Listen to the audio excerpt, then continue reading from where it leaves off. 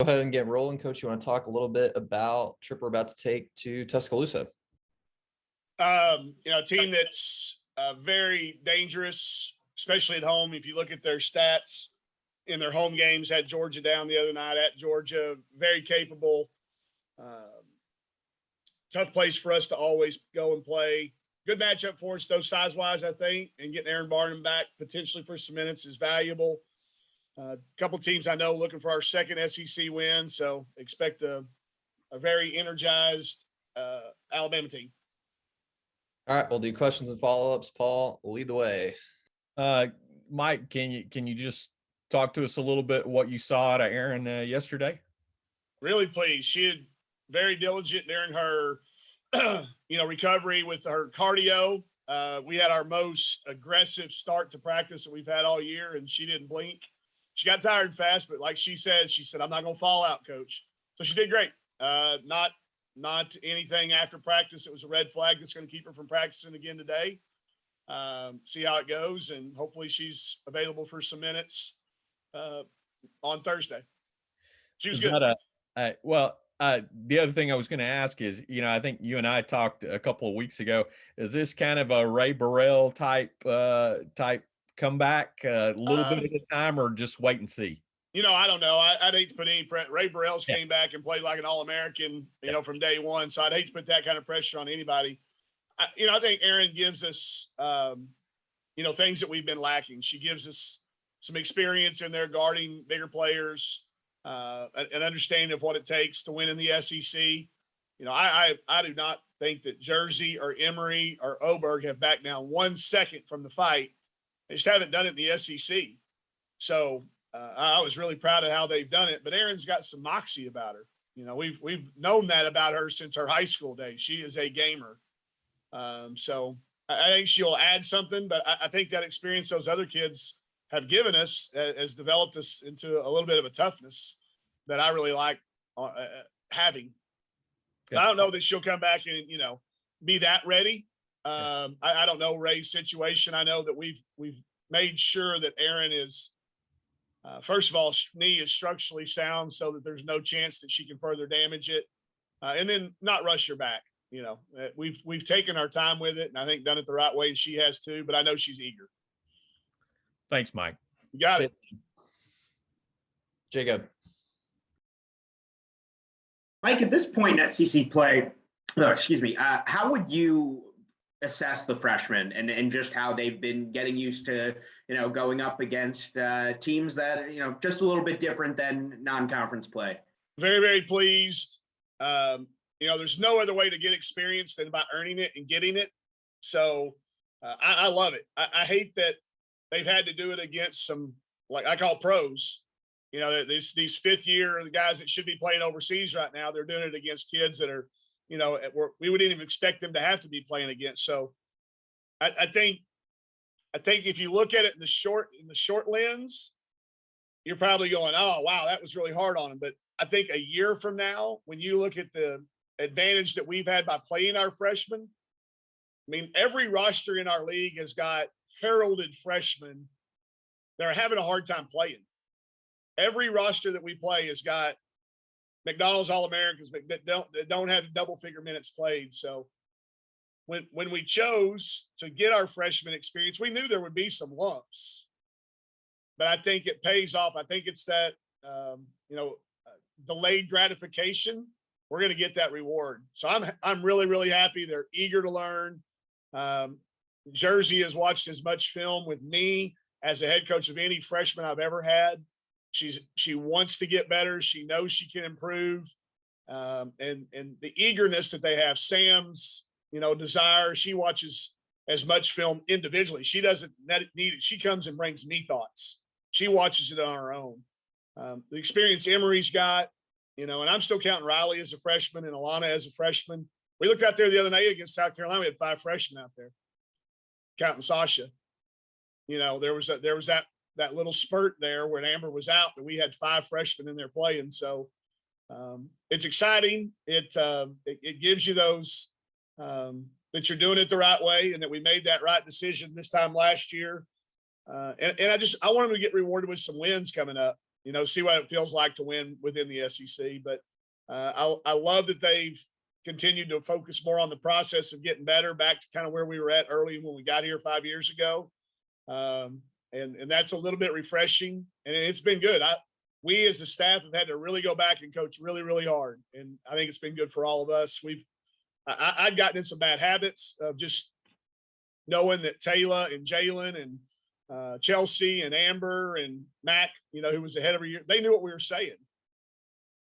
I used the word seldom yesterday in practice. I had 4 kids that didn't even know what the word meant. Never heard it. Swore to me they'd never heard the word seldom. That was a shot to the face of, wow, we've got to really be intentional with our words here. That's just not a word that may be used as much as it's seldomly used, I guess, nowadays, or taught. But it just means that we've got to teach better. It means we've got to, recover better. We've got to coach better. And I think it's been good for all of us as coaches. And I think the kids, I love the way they talk to us. I love the way that we've got able to communicate and make it their team. I know they all feel ownership in this. And it's a fun time. It's fun. And then just on the topic of freshmen, now halfway through January, is it safe to say we probably won't see Miriam this year? Yeah, no, we announced that. Sorry, you must have not, that may have been at that day. Oh. She is going to red shirt. Yeah. Okay. I missed that. Paul helped me. Paul's probably got the date because he was tracking it pretty close. About Christmas, wasn't it? Right after. Yeah. Right Oh, after. wow. I was far off. All right. Forget me. Yeah. She and her family and us and the doctors and everybody, just with where we were at with everything, and not knowing was hard because the way you practice. Now we know it. Now we know how to work her in practice, how to utilize her in practice, how to get extra so that she can be ready day one. And on that note, that like the second that we go from working on us to working on our opponent, she and Sailor just light up because they know it's go time. They get to play loose and free. And I think it's going to help them both grow their games individually these next, what do we have, about 6-7 weeks left before SEC? Order. Awesome. Pretend one. You got it. Coach, how's the team been in practice? I mean, that was a very physical game. I mean, you come within 4 and then just let it slip away at the. Yeah. And you know me, you've been around me enough to know that we're gonna celebrate the small stuff. We're gonna celebrate a 15-0 run against the best team in the country. We're gonna celebrate playing them even in the second half. And anybody that's got an opinion that we shouldn't be looking at stuff like that, I could care less what they think, because it matters. I think it gives us some confidence that we can do it. But it also shows us that it only takes about a 3-minute span. That little 3-minute, once we got it back 2-4, had a little bit of last, a bad turnover on the inbounds, just a miscommunication between Mac and Jersey. We lost a kid. We got a tough call on Amber making a 3 coming off a screen that got negated. Just again, a reminder in our league this particular year, it literally is sometimes a 1 or 2 possession change that can make the difference in a game. So good reminder of that. I like how our kids respond to those moments. I like how self-aware they are of where we are and what we're trying to do. They know right where we stand. We update them every Tuesday on where we're at in the net and what that would mean if the season ended today. I don't want them to be surprised. I don't want them to ever have that at the forefront of their mind, but I also don't want them to be unaware. So I like how they approach it. I like how they've continued to try to make new mistakes and not the same ones that we've made. But the physicality was back again. It was a really, really physical game. And this is by far our team that backs down the least of anyone I've ever had here. And they starting to take it to people at times. And I think that's an area we've obviously needed some improvement in. So to see that we're doing that, it's real encouraging for their coaches. My follow-up really has to go with both teams you're playing this week. This whole league seems like, even the teams at the bottom, you don't know what team you're going to get when they come out on the floor. They're either having close losses or they're getting blown out. So in the scouting, does that help the team have a mindset of you don't know what team you're getting, or does it really hinder them when they're going to preparation of they don't know what team they're going to get on the court? I don't think it bothers the kids one bit, Porter. I think it's us old people up here in the office that try to do too much predicting and forecasting of what it could possibly look like, or, you know, hey, what if they don't have this kid for this game? I think the kids, they're so used to things adjusting on them that it doesn't matter. I do think what you're talking about within the league, though, speaks to how good the depth of the league is. That literally, I think anybody can beat the top, and I think anybody in the middle can beat the bottom or the top, or lose to the bottom or the top. I think it just brings a heightened sense of you've got to be the best version of yourself no matter what, because if you're not, you got no chance any night of the week. And I think that's from top to bottom. I think Coach Staley feels like that to some degree, more so than normal. And I think that's a good thing, but for a young team, you just got to make sure they understand that 8-8 in this league hadn't been done, but it's only been done 4 times since we've been in the SEC. So don't get listening to others, and our kids will know what that means. We've had talks about others. Don't get listening to what others are talking about that don't follow what the SEC is about. You focus on that very next game and that very next practice. And this group's been pretty good at that, staying together. Russell. Thank you, Coach. Yep. You should have a few more fans in the stands for this road trip. But how do you create your own energy on a road game like this? You can't fake it. Let me tell you that. It has to be authentic. If you go out there and you say, hey, we got to fire up and be rah-rah, that doesn't work. That lasts for about one possession. I think they have to have learned the hard way, which I think that we have. So knowing and drawing back on that and saying, hey, you remember what happened the last time we didn't have an atmosphere like we're used to having? We can't allow that to happen. That's usually all it takes. But I don't think you can go in there and be somebody you're not, be fake and do it just to create that. We will have some fans there that will be loud and vocal. We've always had a good following down there. So I think the magnitude of the game, knowing that, I think they've lost 4 in a row, that they will be kind of, in that we're all looking for that win number 2. Because if you look at the SEC standings, one win can jump you way up on the pecking order. Even though it's irrelevant, just one makes a huge jump.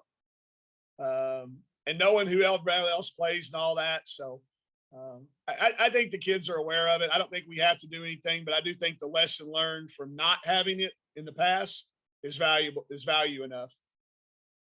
And then when you went back and looked at the film, how was Jersey plus 13 against South Carolina? What did she do well? Yeah, well, she did 2 things. She really, even though she fouled, okay, and those were some technique things that I'd just done a poor job of preparing her for in wrapping kids up. She got caught in a physical matchup. She would wrap a kid, and they would call the wrap up, not the other contact that happened before that. And I talked to the SEC officials coordinator about it. She really helped me in teaching, hopefully better. But she kept them from being able to score around the basket very easily. A lot of those balls, they ended up on side outs rather than a basket. And we'd get a stop on that possession. And even though she didn't shoot the ball well offensively, she moved it. And by moving it, it opened up a lot of driving lanes because she was able to draw Boston away from the basket. We created a lot of good shots. I just thought she was real effective on both ends. And the minutes that she wasn't, even though Emory battled and did all that, they scored more often, and those numbers went down. But I just think Jersey's confidence continues to grow. She does not have to shoot it well to impact our game. We just got to keep her out of foul trouble so she can play, a lot of minutes. Aaron coming back will help that a little bit as well. Garrett. Hey, Coach, I got just one question. You mentioned the Yep. 4-game losing streak that Bama is on right now, but they're not necessarily a bad team. So do you think No. that losing streak is any representation of what this team can do? The losing streak is representative of who and where they've played. That's what this league is all about. When you look at records, that they mean nothing 5 games in if you don't look and see who and where they've had to play. You look at how they've played. They had Georgia down. They've been in every game. So our kids watch this particular group of kids watch more SEC basketball than any group I've ever had. And it just varies. Like, I'd have to tell Chelsea would come in and she'd say, hey, who won? What other teams won last night? She wouldn't even know. As where you come in here and our kids are talking about, hey, did you see the end of that game? You say, I'll watch that. And so they are aware, they know, and they know how good Alabama is. They know who all these kids are. This particular group, when you go in and do a scout, the reason I really study is because I don't want to get up there and be wrong, because they're going to point it out. Like, if I get a kid's number wrong, Sam's hand, no, coach, that's wrong. She's number 5. No, coach, she's number 20. No, she's on this side. You got her on the wrong side. So they have watched it so much and they know already. It really makes us in preparation. I know it does me. You'd have to talk to the other coaches, but I know I study it a little bit harder because I don't want to be up there in front of that film and have a senior moment and get a number wrong or put them on the wrong side of the floor, because I will get corrected. So I think they know. I think they're uber aware of that. You know, both teams have one win within the league, and they know who we've played, common opponents. And with all that said, I think that's what makes this a really even matchup, and should be a great game. Both of these games this week kind of have that same type feel. All right. Thank you. I love that the Yeah. girls are keeping you in check over there. I'm Oh, hey, kidding. believe me. On my toes. Good segue into Mississippi State. Coach, you want to talk a little bit about them coming here on Sunday? Yeah, you know, one of our double opponents, so we'll see them twice. That always sets up for a unique first game, knowing that you're going to see them down the line.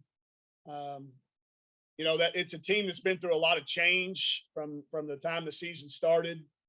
I think if you polled the SEC coaches as to, scariness factor, these guys would have to be at or near the top of that list because of their plethora of talent and their explosiveness.